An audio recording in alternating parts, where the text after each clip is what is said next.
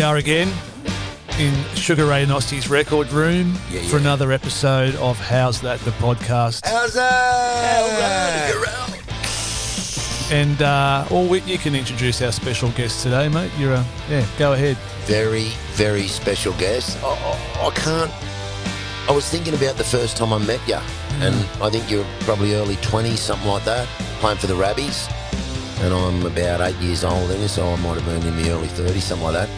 But let me introduce a legendary rugby league player, one of my favourites, one of the toughest blokes of all time. And we played a bit of music together. All of us here have played together. Yep. Mark Spudd Carroll, good on you, Spuddo. Yeah, finally I got to start on this fantastic podcast. I do remember meeting you, Whit. It's just I used to follow cricket, very strongly as well. So I used to love what you used to do. Running from the back fence, bowling, especially the West Indian cricketers. Was he swearing at him? Oh, no, but they were my favourite cricket team as a kid. I used to love bowling. I was a fast bowler back then, and I used to love hitting big sixes. And did you play junior cricket? Yeah, I played all that stuff. Yeah, I had some crazy times. I remember the first cricket bat I got. It was a Slazenger, poly-armoured. Oh, yeah. They were big. And I remember that was good. Poly-armoured, and you try and get your first cherry on there. And going, how good's this? And then I remember Christmas time. I got it for a Christmas present. And I went to my uncle's place, Uncle Al, and he had to go with the bat. And there's a ball. I remember playing with a tennis ball. He's gone whack and he's let go of it. Across and hit this guardrail and took a massive chunk out of it. Mate, I cried like an idiot. It was about 12. And I'm thinking, mate, you've ruined my bat. Uncle up to that stage. Mate, you've ruined my bat. I could have got 3 new bats that day, but I ended up fixing that, put in a bit of bog. And then the next one, I've always wanted to... Hang on. What's a bit of bog? Oh, all the stuff you put in. Polyarmoured. You do a surfboard. It was horrible. Like, first time I hit it again, it just fell out. Oh. But then the next... I wanted a grey nickel scoop. Oh, how popular were they? Greg Chappell bought them out and everybody wanted one. Very expensive, weren't they? The thing is, my mum and dad, my dad always worked very hard and I didn't have anything. So I used to, I made it got a chisel and I cut the scoop out. The first time. And then next time, I went for a big six and snapped in half. So, this particular Christmas, I got a grey nickel scoop single, and my brother, I remember he got the V-dub. Remember it was Viv Richards, the big one. It had the massive back on it, and I remember how Slazenger. Yeah, it was a SS. It was an SS. Stuart Surridge. That's right. SS Stuart Jumbo. Surridge. Yes. Jumbo. Stuart Surridge Jumbo. Anyway, we get downstairs. We strip the tree of all the Christmas fucking things, and we're throwing them down, which we got throwdowns. And we're looking at my dad going, oh, Dad, it's got a good spring. Remember the old spring? So that's my So cricket. this was growing up. Yeah. I was going to say Penrith, but you didn't grow up in Penrith, did you? No, Greystanes, Parramatta area. Is that that's like saying I'm from Maroubra, but I'm actually from Matraville, Yeah. Yeah, well, Parramatta's a fair away. Yeah, so is Penrith. Yeah. But, mate, it's just, Greystanes primary, Greystanes high. My background was athletics as well. I used to... The high jump. No, I was actually not blowing wind on my ass. I was good at everything. I really was. I had all the records. So that was at primary and high school? Yeah. Sprinter, jumper. I was still hold 100 metre, 100, everything. What is it? What's the most when you can do all about 10 events? Decathlon. Yep, something like that. And I remember there was a guy I used to beat in high school. His name was Miles Murphy. And I just got pushed too far at athletics one time. I come over from it and I said, Dad, I've had enough. And he actually represented Australia in the 400s. Thought so. Was that little athletics and all that? Yeah. Yep. And that very popular out Greystanes way in Parramatta? I was still the oval down the road, Greystanes Oval. I never played for Greystanes, but I used to go in there and practice goal kicking and field goals. How'd you go, mate? Did you get? I could hit him. Yeah. I could hit him. I was a 5'8" until I was 18. Yeah, we wanted to. Well, let's start here. So there was little athletics. Cricket. Did you play cricket in the summer and rugby league in the winter? That's what it was. Yeah. Yeah. I was never a long way from the beach. Exactly. I was never a skateboard guy. As I said, my dad worked bloody hard, so we didn't have all the. Remember the BMX with the tough tyres and all that stuff? I didn't have any. What did your old man do for a quid? Many jobs. He was a butcher at the start, and then he ended up being a smash repairer. Then we had a car detailing business, and then he always had his music on the side. Was he the bass player, wasn't he? was a bass player for a couple of bands, but he Nah, tell us. Come on, I've asked tell you us. before. No, Tell us. Go no, on. he played with a couple of dudes. So. Yeah, who? Come on. One was a South Australian legend. Yeah. Come on, say it. What's his name? Johnny O'Keefe. Only Johnny O'Keefe. But the crazy thing about my dad, yes. No, the crazy thing about my dad, and we'll speak about it later, is that he was a skinny little bugger. Not little, but very skinny, but he was tall. And my mum is only 5 foot, and she's like a midget next to him. And he was a right-hand bass player. But what happened as a kid, I said to my brother Dad passed 2 years ago, and I said to my brother, we're lucky to be a Carroll because when he was 21, he had a car accident in a V-dub. Remember the old V-dub with the petrol at the front and exploded? That's the ones, yeah. And he got 70% burnt, my dad. Over his body? Yeah. Wow. Mate, he survived. He's a freak. Well, he was So all those scars? Yep. Wow. Yeah. Mate, I remember as a kid, he'd never he'd go in the pool with long pants on because it was so, it was all burnt. Yeah. I do the same thing, Spud. But musically, if you look back now, and I'm trying to get better with instruments. My dad was a right-hand bass player, and because of his, the burning of his hand, his left hand was all bent, and he couldn't play right-hand bass, so he taught himself left-hand bass. No. Mate, I'm still looking forward to trying to learn how to play right-hand bass. So, Unbelievable. How do you do that? I don't know, man. That's like me trying to bat. Well, I couldn't bat anyway, but bat left-handed. I know. I don't I know. batted right-handed. I don't know how he did it. He had a really good voice, and he was with bands. Like you said, that was his thing. I remember we used to go and watch him, and Balgowlah, RSL, we used to go there and sit in the back, and we were so excited to go and see him play. And I remember he used to do breathing exercises, which I've got to learn to start doing, and he'd count 1, 2, 3, 4, and he'd go, I don't know what, he'd go to about 30 without taking a breath, and we were all trying to count them in the back, but it was all about the breathing, which is, Really that's what they teach about in singing. So, Can I ask you a question? I played a gig with you with a band that you're still in called True Sports out at Richmond. Yeah. And it was just before your dad passed away, and your mum and dad were there. Yeah. That was a really big emotional night for you, I know, just to play that gig in front of your dad, eh? yeah, it was. Every time I get on stage, I think about him, Yeah. It's just, he was so proud. Yeah, he was, mate. I remember having a word with him. And you're right, he was a tall dude. Your mum's not very big at all. No. My mum's so frail, but I took my mum out on Sunday. I haven't been out the Penrith Leagues for 25, 30 years. So I said, Mum, we're going out for dinner. I'll take you out. Dad's passing. We'll have a bit of a celebration. And my mum's the best date because she doesn't eat much. And she goes, so I got her a shandy and a kid's meal. Go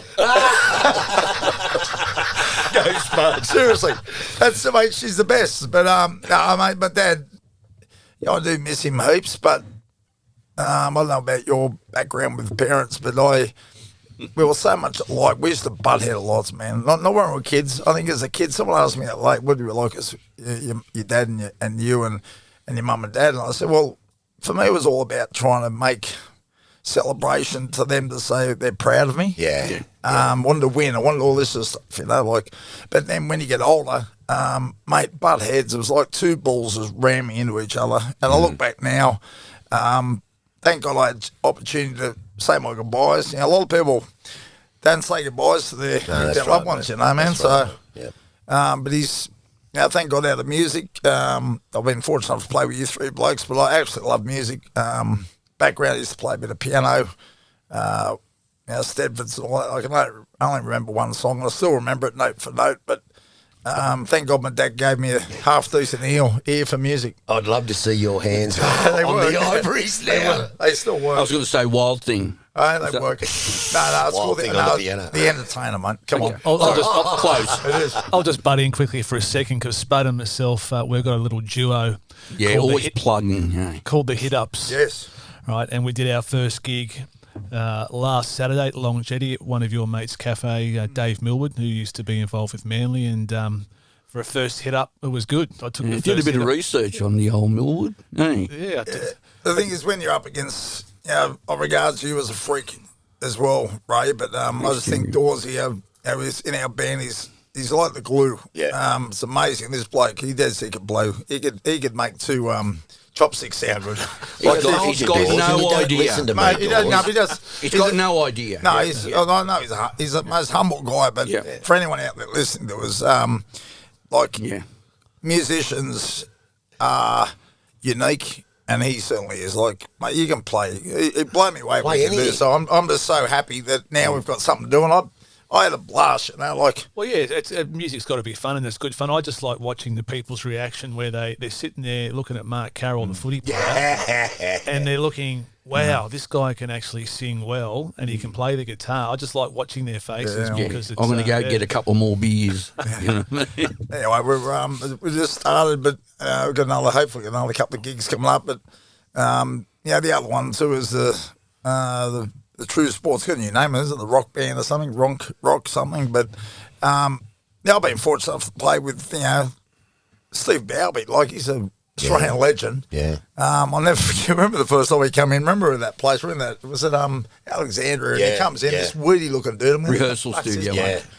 He comes in. I said he was that happy to meet you guys. And he was like in awe, And then I remember he got that bass. I said, when was the last time you played? And he goes, about 3 years ago. No. And then he goes, Dawsey, give me an E. He went, ding, ding, ding. He just went, boom, boom, boom. Tuned it straight away. And then he didn't know one song. He goes, I haven't heard that before. He goes, 20 seconds. He knew the song. He listened to it, didn't he, on his phone? I know. And then played the bass to it. I know. And now we've got the other dude there, that being Rick Grossman, mate.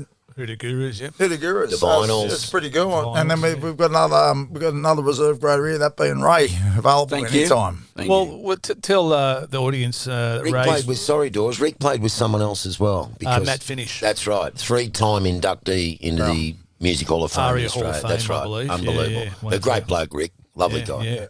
Yeah. But back to the footy, Spud. Your junior footy was at the Guildford Owls. Who did you start out with? Yeah, I did start at the Guildford Owls, probably the age of 5, but Mum they put me in the soccer at the start. I had all the shin pads and the boots and that. The boots were unreal Adidas back then, and Mum looked at my dad and goes, "This kid's got that brains," because all he was digging holes with me boots. So he goes, "We'll put him in rugby league," and Guildford Owls. Remember the old, you guys all played footy. Back then, you used to have little white shorts, but they had inner pads. Yeah, we spoke about that when Junior was here. And he used to run into my sister and go, "Can you feel that?" And I'd go, "Nah." So, looking back as a kid, I used to love footy, man. I used to bash the hell out of my brother and sister, pick him up. Unreal. Remember the old beanbags? I destroyed beanbags, just blow them up. So at that stage, given your athletic prowess, you said you were playing 5'8". And how long did that last for, playing 5'8"? Till I was 18. And then what happened? Wow. Well, I just got bigger, I suppose, but some of the, I don't know, I've always been able to run. Like I said, I still hold a 100-metre record at primary school. But if you're telling me you played 5'8", you had a better passing game that was ever seen from you, given that you moved up into the front row. You must have had a good passing game. Yeah, a great ball player? Were you a ball player? I was probably all-rounder. To this day. I like your athletics. Yeah, well, the thing is, you get bigger and bigger, but the thing is, as you get, probably the best game I've ever played was when I was 19. I played what they call Jersey flag for Penrith. When I was 14, I made this rep side for the school, and I never went on to play New South Wales or Australia. I just went to a certain zone, and then I'd get kicked out, But then I made what they call the Harold Matthews, which was back then was under 14s, and I got voted best back, best trainer, but I missed out because the father's son is a 5'8", and I said the old nepotism. I said, "Bugger this!" So I started crying and carrying on. And was I that said, for Parramatta, Spud? Parramatta. And then my dad goes, "Fuck this!" He was going to play rugby union, so I went on the dark side and played 2 years of rugby. Oh, good. For punishing, Pendle Hill, it was.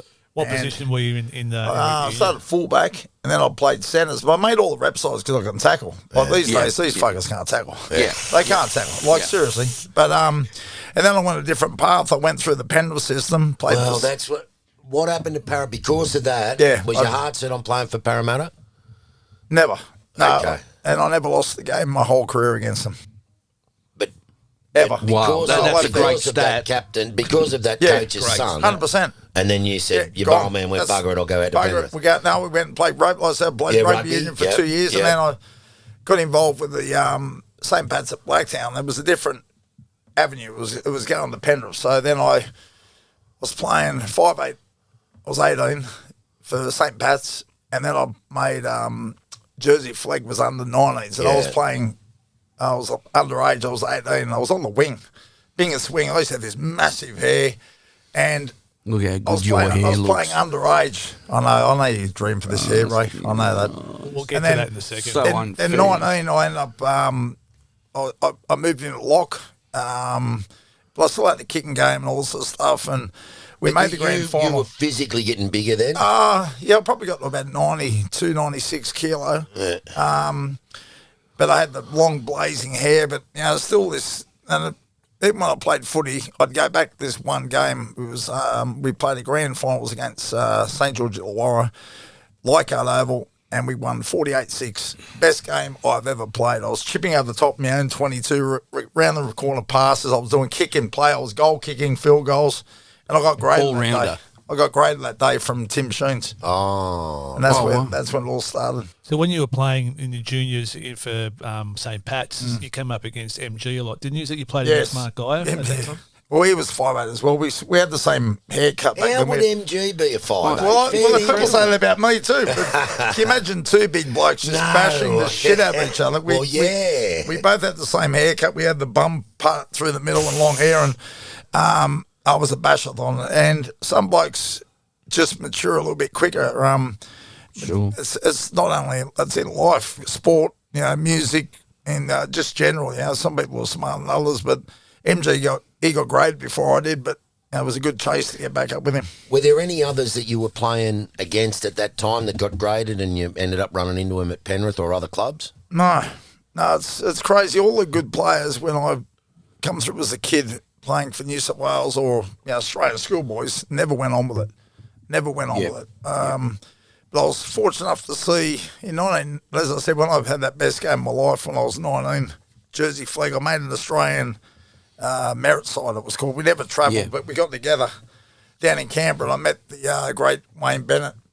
First time, there was the two Waters brothers, Kerrod and Kevin, a bloke called Alan Wilson, who played for North and Cronulla. Oh, yeah, Alan Wilson, yep. And a bloke called Steve Edmund, whose son's now playing for the That's right.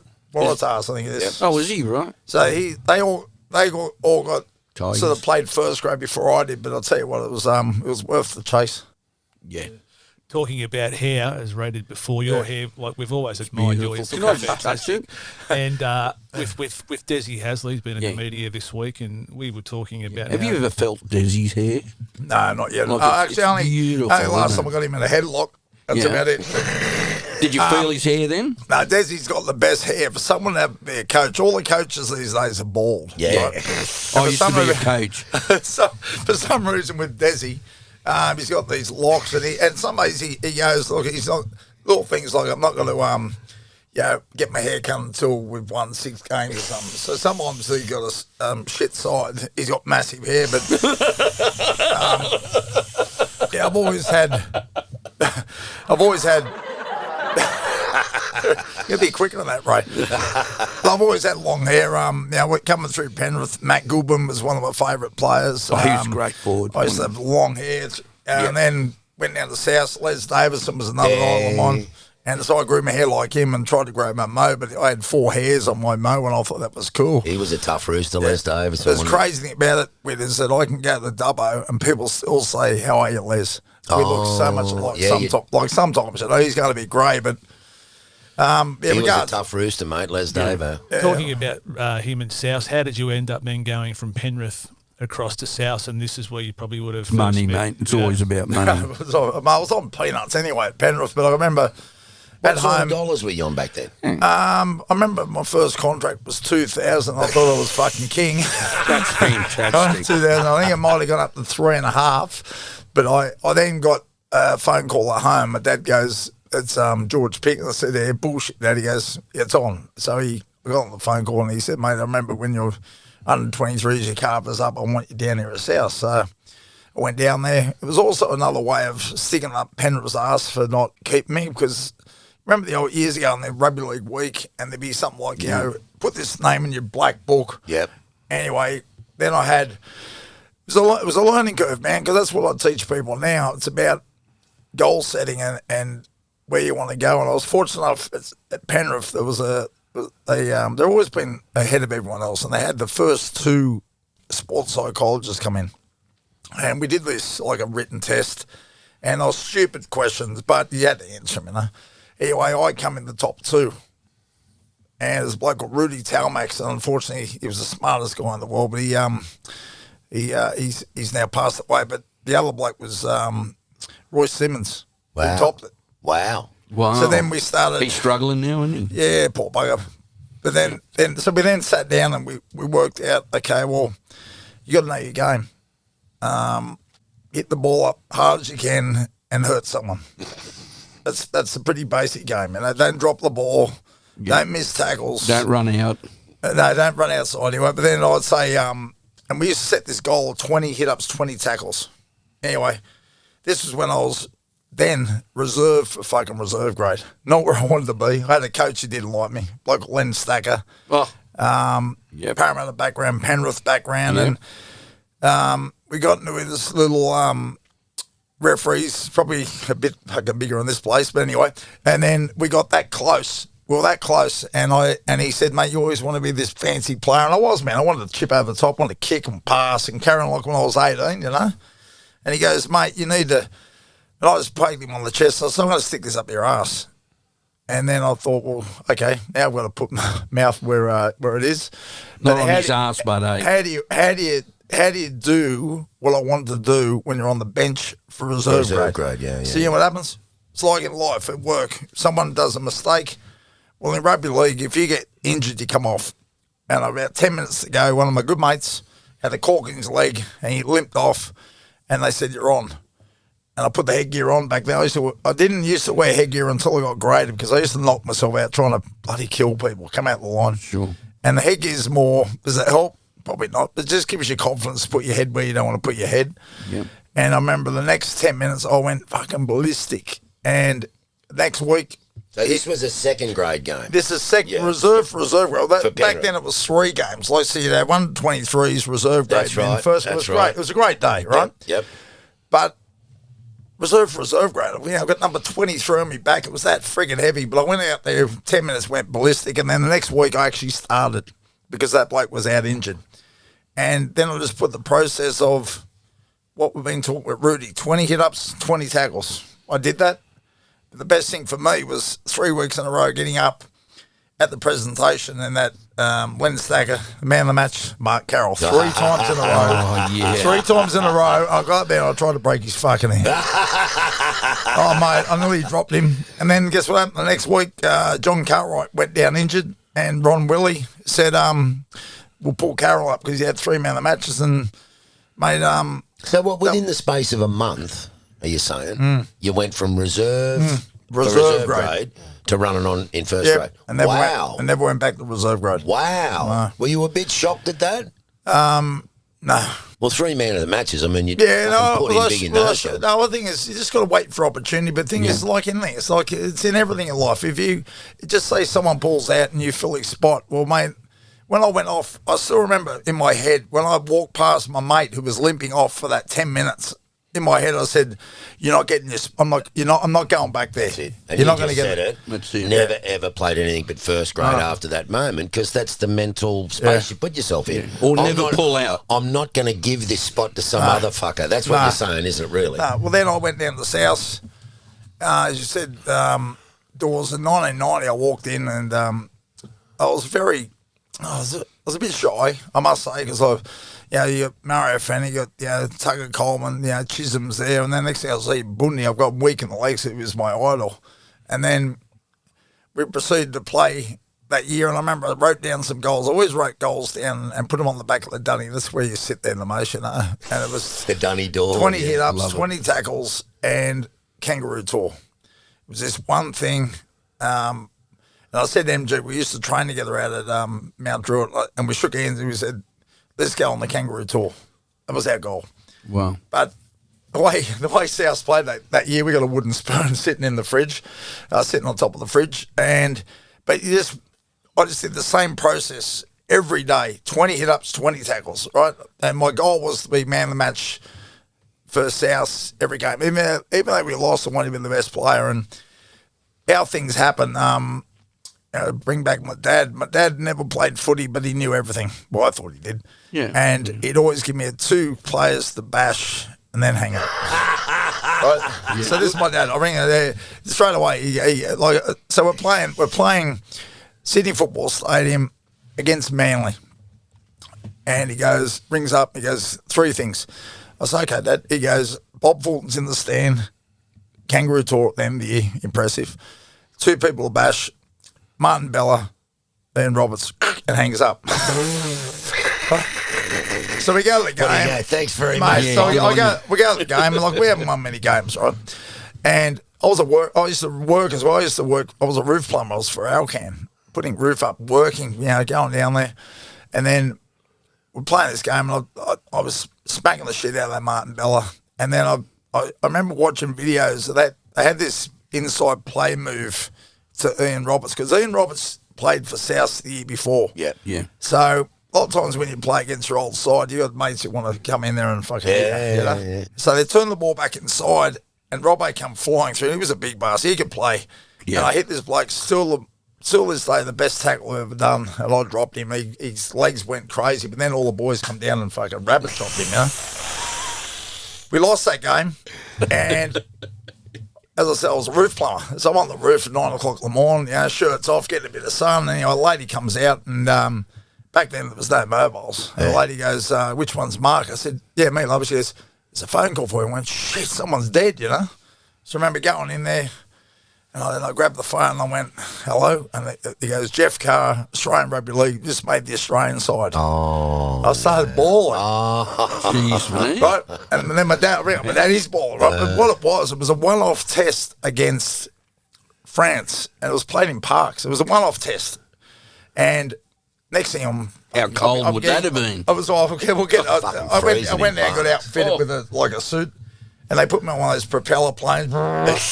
And we landed in Parks, and there was a cold snap, and it actually snowed on that day, right?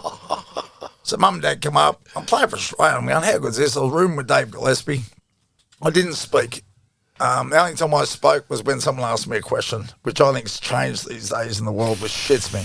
Yep. So we're getting ready for this game, and it was freezing. And we just spoke about the great Brian Hollis of camera. He was just a great bloke. Hollis, but the other trainer was Johnny Lewis at the time. And we're flogging these Frenchies. And poor blokes. And I was freezing, right? So I remember I jumped over the fence, and in between the 2 grandstands, I'm like doing calisthenics, running on the spot and doing star jumps. Anyway, about 14 minutes to go, Johnny Lewis looked over his shoulder and goes, hey, Bose, you better get this Carroll bloke on. He's about to run through the fence. So I was freezing. He goes, you're on. I went, fuck, I'm playing for Australia. Look at this. And I grabbed the badge, and I put the helmet on, the big student shoulder pads, walking to the sideline. The crowd's going, I'm going, fuck, how good's this? It wasn't for me. It was for bloody Andrew Eddinghausen. He was the other reserve. Oh, yeah, good. But I'll tell you the funniest story ever, and I've got to say this. So I'm rooming with Dave Gillespie. Yeah, good. So I go to bed, I hear him open up the door, and he's looking out. I'm looking at him like a crocodile, with the scanty eyes. Anyway, he sits down, and he's had a gutful. Yeah. And he gets up, and next thing he goes to a wardrobe, opens up the door, and starts pissing his bag. Right? I had to pull a pillow over my head because I was fucking crying laughing. Anyway, next day I wake up and he goes to his bag. Oh, fuck! I said, yeah, you pissed in your bag last night. He goes, why didn't you stop me? I said, man, I'm too scared to talk to you. Good memories. One more thing, Spud. I know you mentioned Mario Fenech there at South, and I do remember seeing, or you telling me before, that you were playing for Penrith and you came on against South. And you had a bit of almost a dust-up with Mario. Something happened. Very good memory. Something happened. You've got to I got Before you answer that, how tough was he, Muzz? Oh, he thought he was. He was a dirty bastard. He was a left arm swinger. He'd always come up here on the chin. But back then, when we were playing footy back then, just love it. You had to get in before you got hit. It was simple, right? And that was my signature move, trying to shoulder charge him on the chin. I was pretty accurate with it. But then playing against him the first time, I then come off the bench for first grade. I'm going fucking ballistic. Anyway, I'm just so happy because Les Davidson is 89. And Les Davidson, I'm like, oh, how good's this late? Anyway, at the end of the game, he come flying over and he goes, Carroll, you come up here in front of the 23s or reserve grade, you think, blah, blah, blah, you can hit us, mate. So, can't you handle it, Mario? And I'm shaking hands with this bloke and he pulls his hand down to his cock. And I turn around, I'm about to fucking left hook him.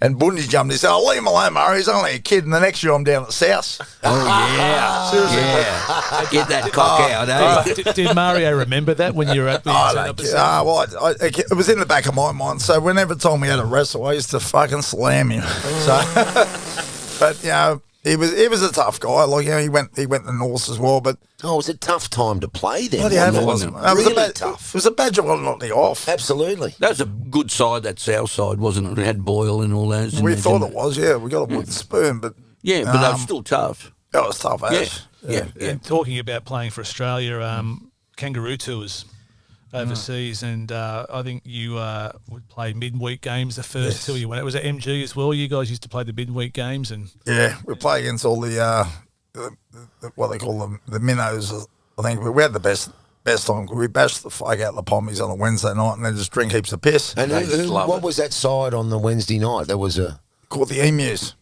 Right. Called the Emus. So you got the main test side, and then you got the guys who were sort of on the fringe. On the fringe, yeah. But it was just. And who would you play on the Wednesday night? We played Warrington or Wigan or correct. Like we played Wigan with the big games.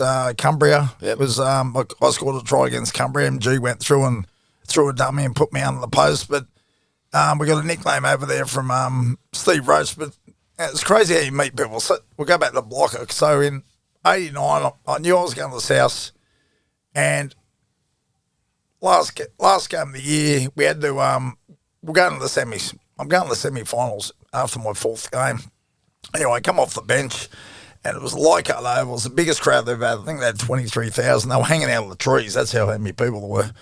And we used to have this play where Roy Simmons would drop the ball on the inside, and I'm thinking I'm about to score a try. And I used to wear headgear on that. Next thing, blocker grabbed my headgear and I nearly broke my fucking neck and threw it into the crowd. Right? So the next week, we lost that game. So the next week, guess what we're playing? We're playing Balmain at Sydney Football Stadium. First semi-final, knockout semi-final. So Dad rings me up again. Son, you don't. Oh no! You don't know how strong you are on your left side. Because I was always a right shoulder tackler, and I said, okay. And he goes, and that blocker, make sure you fix him up. And then just hangs up. So what happened in the game? Please. What happened in the game? Your old man was a star. I'm exhausted. Can we have a breath? So the game was going. Anyway, I remember Wayne Pearce goes flying down the blind side, right?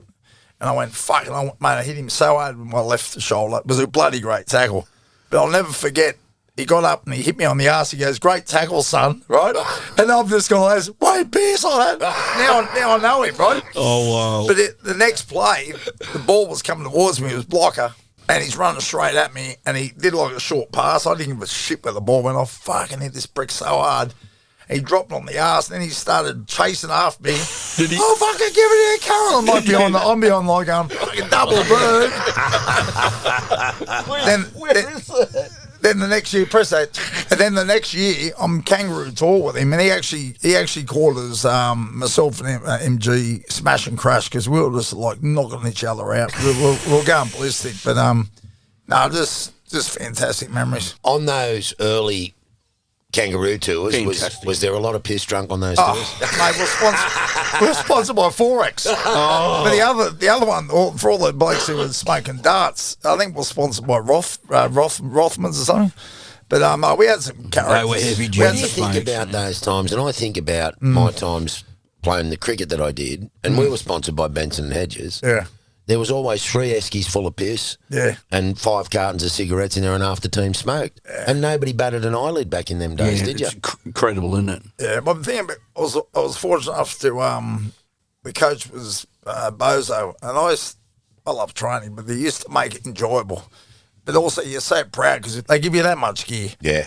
And back then the the great Brian Hollis, Yeah. the sheriff. He was the gear steward. Yeah. And he's the best at rorts. He used to be the best. So he'd go into a shop and take he used to knock all the tracksuits off because there was loads. You get 3 or 4 tracksuits and he only give us 2 and he keep the other 2. And he was swapping shit through Manchester. Like you go into a shop and you see it. Mate, where'd you get that from? The sheriff had been there, you know. That great story, like Johnny Elias. So he used to like a few.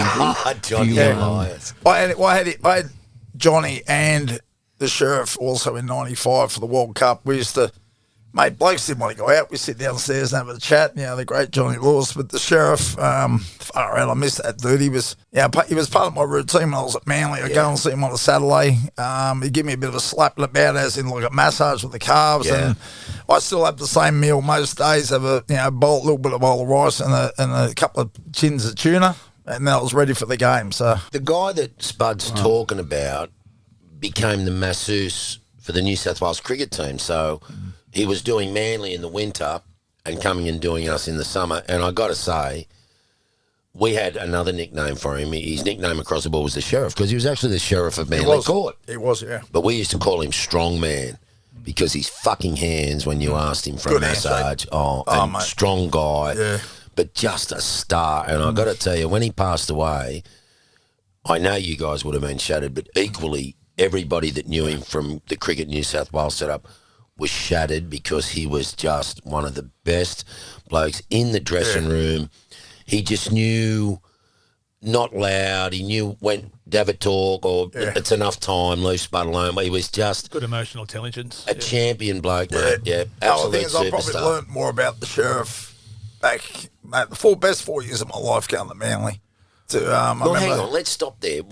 You left South to go to Manly. What I happened? did. What happened? I got a phone call off Money again. Bozo. Well, Money. yeah, or we go back to money. So I remember my first contract was as our $60,000, which was better than 3.5. Grand, reckon. And how did that sit at the time with normal contracts? No, it was unders. Was unders? It was unders. Yeah. So, but the incentive was So this was 1990? 1990. 1990, So yep. the incentive was, I think it was 5,000 city versus country. Yep. 10,000 New South Wales, 20 for Australia. Right. Fucking boom, I kicked the goal with Australia. So next year I'm on 80,000. But when you're on tour and you start hearing other players, well, they're on, Kevy now, if you're on about 200. But I then come back and then Bozo rung up at home again. My dad said this, Bob Ford, and said, bullshit. Yep, same routine. But the thing is, a lot of people don't know, actually no one really knows, I actually signed a year to go before my contract was up at South. Oh, okay. But you couldn't say anything. That's how Manly no, worked, but that's how Manly I worked. remember They stole John O'Neill. Can I interrupt you, Spud? Did you have a manager in those days, or was it like your old man just telling you what I to had do a and then hanging manager. up? They're full of shit, the managers. Nah, back then they're taking too much money. Yeah, No, let's not mention his name. Gave Okay. it to my my dad was just going there, Yep, but yep. Dad's background was real estate. He could still sand the Arabs if he wanted to. Yeah, so sure. I remember So going, he looked after you, kind of thing. yeah, signed up for Manly. I remember going into a. And what did they offer you? Let me think now. I remember sitting down with Bozo. Frank Stanton was there. Yeah. And Frankie. We're in a chemical factory. Bozo had a chemical. It was like in Walter White, you know, in that Breaking Bad. I know. Anyway, and then he goes, we want to sign now. I said, who are you signing? And he said, Dave Gillespie and Terry Hall. I said, okay, I'm signing up. He goes, you want to know about the money? I said, oh, mate, the money will come. I just want to win a comp. And he said to Frank Stan, I told you, Frank, we're to sign this bloke. Frank Stan had no idea who I was. I think maybe the first contract might have been maybe 100, I think, maybe. And then that was 94, but then Super League hit. That was That's when it got real, didn't it? Yeah, well, it did get real, but we could have gone a lot harder. The only people that made money was like Gus Gould. I think he made a couple of mil to sign everyone Who did? up. Sorry, mate. Gus Gould. Okay, And yep. Bozo got paid about 2 And Rebo. to get all the players in, you know. I remember getting even just memories of that. I remember at home, 10 o'clock at night, Dad said, it's fucking Bob Fortney. I said, bullshit again. He goes, son, you got to come and sign. I went, Bose, I'll sign tomorrow, mate. And I got there, I remember getting there about 10 o'clock and there was fucking people everywhere, you know. Jeez. And it was my turn to go and see Bozo. He had an open checkbook. And he goes, okay, staying loyal to the NRL, you're going to get 100 grand. I went, I got this one. How good's that? So we'll give you a couple of minutes to think about it. So I go outside, and this is, I was just standing around, and then someone walked past, and it was Dave Fairley went in from North Sydney. Yep. And he comes out, and he goes, see you, boys, and does his top pocket down. And I'm thinking to myself, what's he boasting about? And I remember asking Steve Chimes back then it was. Big pecs. And I said, mate, what's going on? He said, well, he's a current international. He gets 200,000. I went, fucking current international? Because what happened, 94, I had one of the best years. And I was told I was on the plane for the Kangaroo Tour, and I missed out. I remember being at home. Yeah, that pisses you off. Hearing and back then, boys, your name was read out over the phone, over a radio. Yeah. Never rung up, right? Yeah. And I'm there, and I got my finger, I got everything crossed. I got everything crossed all day. I'm a nightmare. Jeez, mate. And I'm going A, B, C, D, and I went, where the fuck is my name? And I destroyed my house. All the furniture I had back then was all plastic. I destroyed everything. And I remember, in the morning, Bozo rung up 7 o'clock in the morning, and he goes, it's him. So I answer the phone, what do you want like that? As if I'm going to spit the Bozo like that. It was like my second dad. He goes, I said, what do you want? He goes, mate, they've made a mistake. I'll get you over there. You keep trying to get you there. And I never made it over there, right? So I went into Bozo. I said, mate, you told me I was on the plane. I want what he got. And he goes, you want 200? I said, I want fucking 200. So he gets the check, and gave me a check for 200 grand. Seriously. Hey, 200 grand. Wow. Which was a serious amount of money back then. Yeah, but then again, you look at... Yeah, it is. But then you look at other I think things. Steve Edmed got more. Yeah, that's why I used to hit him so hard. But that's people say, Spud, why do you always chase the chief? Because he got paid a shitload to bring a busload of Newcastle guys down. Yep. That was the story going around.